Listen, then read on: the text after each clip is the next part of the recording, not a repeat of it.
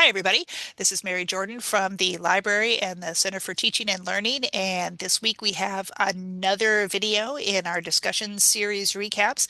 This is Kaia Swenson, and she is going to be talking about inclusive communication. Kaia has been with St. Cloud Technical Community College for the last 2 years, Year. period of time. Hmm. Good job, Kaya. She is our Accessibilities Office graduate student intern. I like to think of her as the second in command queen slash princess of all accessibility. That She has many hats that she wears for us, but today this is what we're talking about. So, Kaya, what can you tell us about inclusive communication? Well, thanks, Mary.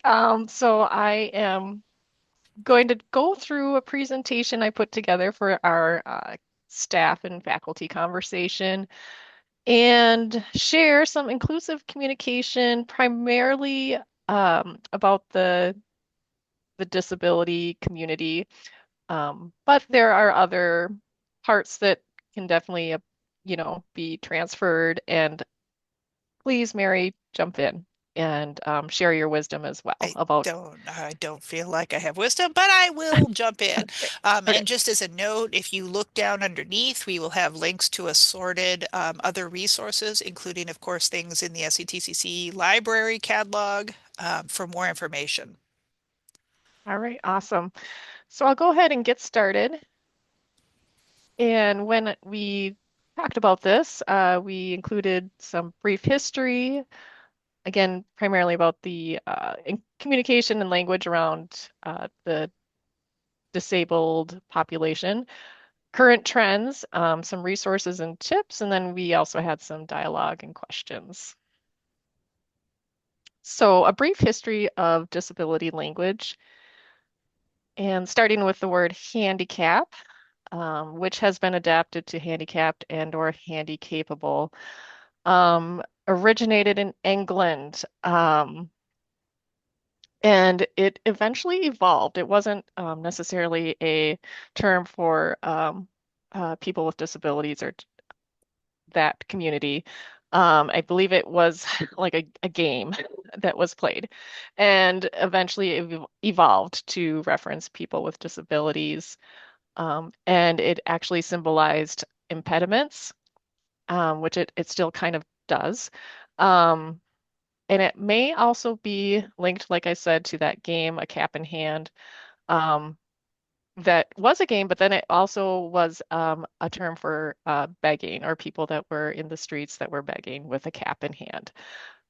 So that term was changed, or within the community, the disability community, they advocated for that changed to disabled and or disability, which was adopted in the 1970s.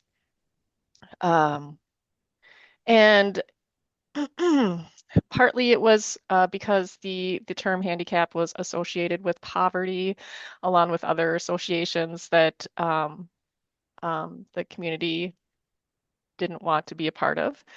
And so it was also a way for the disabled community to claim ownership of the terms used to describe their community.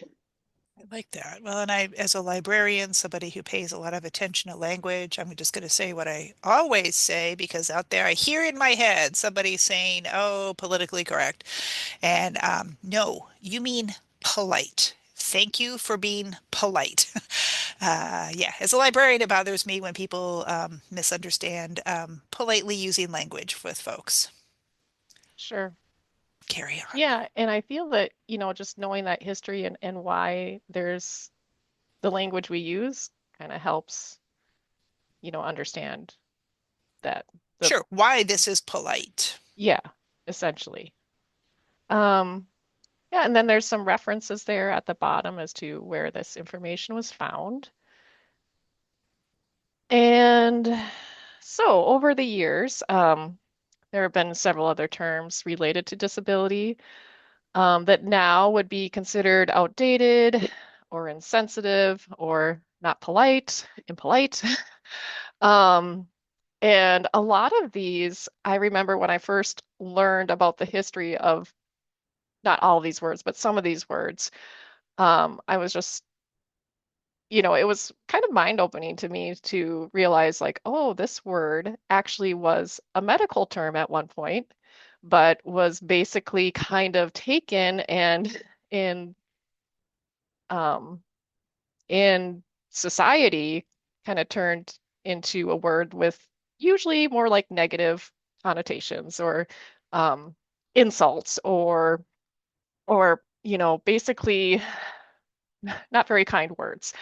And I just really kind of stuck with me. I remember when I was going through my initial uh, program for becoming a special education teacher, we did learn just some general history about disability, and that was one thing that I remember stuck with me. I And like adding so, the sturdy in there at the end. I lived in Boston for a while and I had very, very, very rich landlords, and I was shoveling their sidewalk once. And the wife came out and she was like, "Oh my goodness, you Midwesterners are so sturdy." So, I mean, good for us, honestly. I think she meant it offensively, but we are a sturdy people, apparently. true, it is all in the ears of the listener as to how you interpret the word. But yes, I would say that several of these words I would not want to be called or referred to as, and there's other language out there that could be more sensitive and respectful. And along with that history of disability language, these words kind of evolved from theoretical models of disability. Um, so, starting as early as the 1600s in Europe, there was this moral model of disability where it was seen as a sin or a moral failing. And some examples from, each of these models are given. And essentially, that's kind of a part of that origin of those words. The medical model basically emphasizes diagnostics, and disability is still seen as a problem with the person that um, basically is either needs to be rectified and or I guess maybe um, kind of cast aside or othered in a way. Um, and then with the social model, you have kind of a switch from that medical model of it being a challenge or something that's seen as a problem to disability being like a social construct, and that society is causing this person to have barriers and challenges, and be excluded and oppressed, um, because of the aspects of their disability. Um, and with this model, there was the introduction of the person first language. So, person with a disability, person with autism, uh, and so on. And then you move on to kind of like the modern age with the diversity or socio-political model. Um, and again, looking at maybe like that social piece, but also the environment, and the role of prejudice and discrimination within systems that cause people with disabilities to have still have barriers, but it's also kind of like systemic. And there's now an emphasis on identity first and disability pride. An example would be the capital D deaf culture, where people who identify as being deaf and want to kind of be a part of the deaf culture and find it as a source of pride and an affinity. They use the capital D deaf for that. Um, and definitely put that as a identity first, so deaf person. And then moving on to current trends and resources. Um, Again, I'm just going to kind of reference a little bit when I first learned about language for people with disabilities. I was in my program to get my special education license, and that was kind of like between 2000 and 2015. So this is what I learned is to use identity first language. Oh, I'm sorry, to use person first language. So person with a disability, um, student with autism, student with ADHD. And there's been kind of a recent trend or shift, and it's always, going by the preference of the individual of using identity first language. So instead of person with a disability would be disabled person, autistic person, and so on. I still kind of mainly because I was trained that way. I still typically use person first, but I sometimes use identity first. I try to listen and kind of see if the person has a preference, then I'll definitely use that um, in reference to them and their identity. Also, when I was going to school and even after, um, there were euphemisms that I used and I learned, including special needs. And there's also another example would be differently abled. And that is something that a current trend would be to avoid those particular kind of softening of language around uh, the disability culture.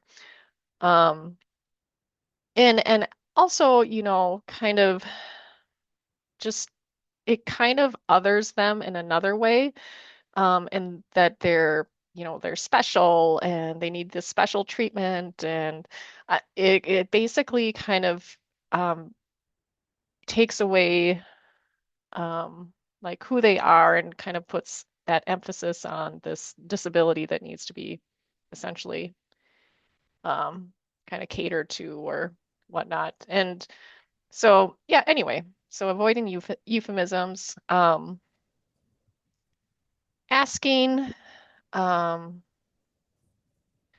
regarding, how they prefer to be referred as.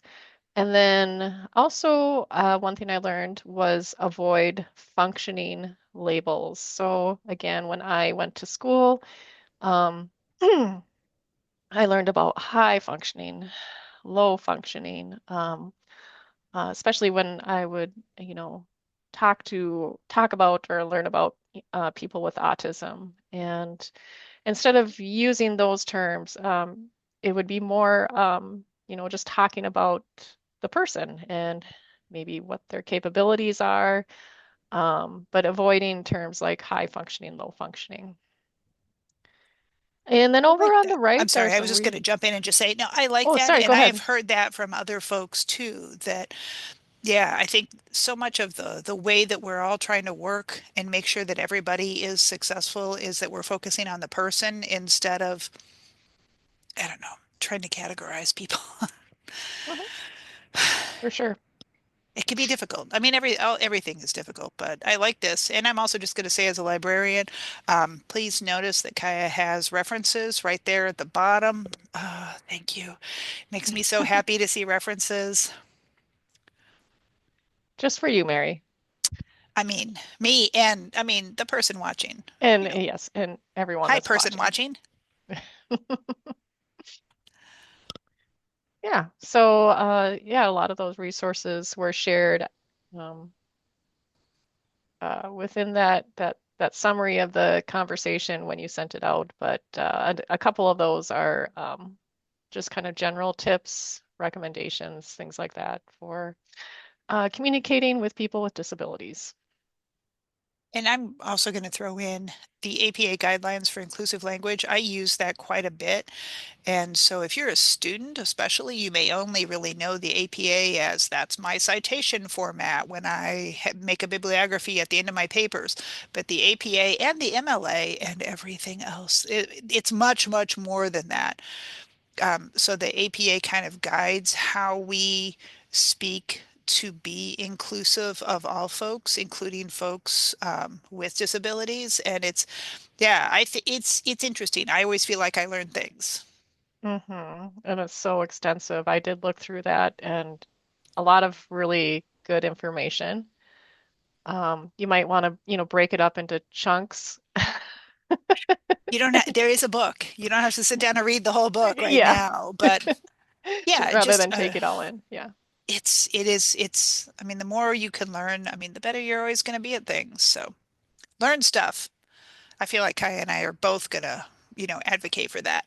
Learn stuff. Questions to kind of spark some dialogue. And is that it? Are we there? I feel Okay. like this was the Yeah. last one. Oh, well, look Yeah. at that. She put a thank you. There you go. Folks, she's thanking us for being here.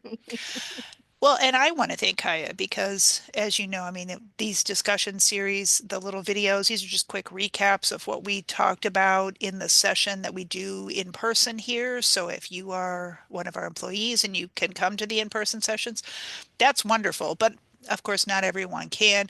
Kaya really stepped up to give presentations. She's going to give another one in the next recording. And I mean, the information that you're bringing with your professional experience, so valuable, so useful.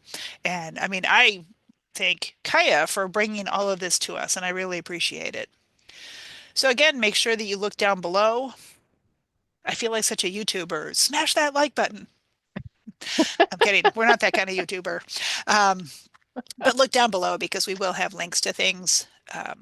I mean, more learning is more gooder. I don't know. English, It's, not my yeah. best language. It No, is my only, but still. But yeah, I think the main thing that you should be getting out of a higher education experience is how little you know. Um, and how much there is to learn and how many different people there are in the world and that idea of having more inclusive language and it's that's always going to be the right direction to go. So anyway, Kaya, thank I you agree. so much for doing this today. We really appreciate it. We look forward to seeing you in future videos. We look forward to seeing you, I don't know, future hallways. If you see Kaya on the street and you want to stop and ask her for an autograph, I mean, be respectful, of course, but I feel like that would probably be okay too. I mean, I wouldn't say no. Awesome. All right. Well, folks, like and subscribe. And now I'm just carried away with YouTubing.